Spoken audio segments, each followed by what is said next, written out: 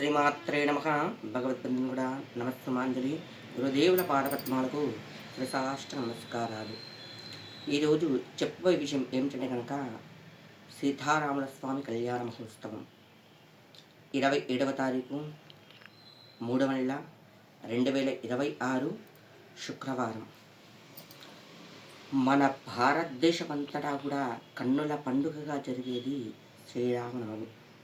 ఎందుకంటే కనుక రామనామ సంకీర్తన ప్రతి ఒక్క గృహం నందు కానీ, ప్రతి ఒక్క ఆలయం నందు కానీ, ప్రతి ఒక్క ఏమంటారంటే కనుక గ్రామం నందు కానీ వినబడుతూ అందరూ ఏకంగా అయ్యేది ఈ శ్రీరామనవమి రోజున.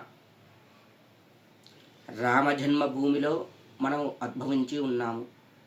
అంతేకాకుండా ఈరోజు ఏం చెప్తున్నానంటే కనుక మన ఇంటి ఆడపడుచు లెక్క సీతాదేవిని ఆరాధించి తల్లవాళ్ళు అంటే కనుక కిలంబావు బియ్యము, పసుపు, నెయ్యి నూనె కానీ కలిపి పచ్చని బియ్యంలో 4 తమలపాకులు, 2 ఎండు కొబ్బరి గిన్నెలు, 2 ఒక్కలు, 2 ఖర్జూర పండ్లు, ఒక టవలు, బ్లౌజ్ పీస్ మీ అవకాశం బట్టి తీసుకొని వెళ్ళి స్వామివారికి ఆ తలవాలు సమర్పించడం వల్ల మీ గృహం నందు ధనానికి ధాన్యానికి లోటు ఉండదు. అంతేకాకుండా ఆ తలవాలు అంటే కనుక స్వామివారి మీద పడి కింద పడ్డ తలవాలు అనేది మీ శిరస్సుపై ధరించడం వల్ల రోగ నిరోధక శక్తి పెరుగుతూ ఉంటుంది, ఆరోగ్యం అనుకూలంగా ఉంటుంది. ఫస్ట్ రెండవ విషయము, ధనానికి ధాన్యానికి ఎలాంటి కొరత ఉండకుండా అన్ని విధాలుగా అనుకూలంగా ఉంటుంది. మూడవ విషయము, సత్సంతానం నందు సుఖ సౌఖ్యాలు అనుభవిస్తూ పుత్ర పౌత్రాభివృద్ధితో సంతోషంగా ఉంటాము. ఈ రోజున స్వామివారు సమర్పించింది కనుక వడపప్పు పానకము. ఈ వడపప్పు పానకాన్ని శక్త్యానుసారంగా పంచిపెట్టడం ద్వారా మనకున్న ఆరోగ్య సుఖ సౌఖ్యాలు అనుభవిస్తూ ఉంటాము.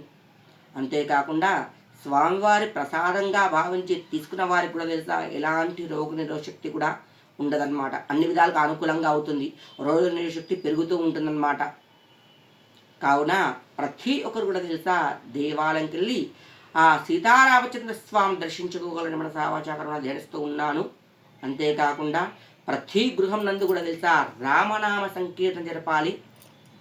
ప్రతి ఒక్కరు తెలుసా ప్రతి గృహం నందు కూడా తెలుసా పుత్ర పౌత్రాభివృద్ధితో ఇంత వృద్ధులైనా సరే ఆ స్వామివారి దర్శించుకోగలని మనసా వాచాకరణ ధ్యానిస్తూ ఉన్నాను.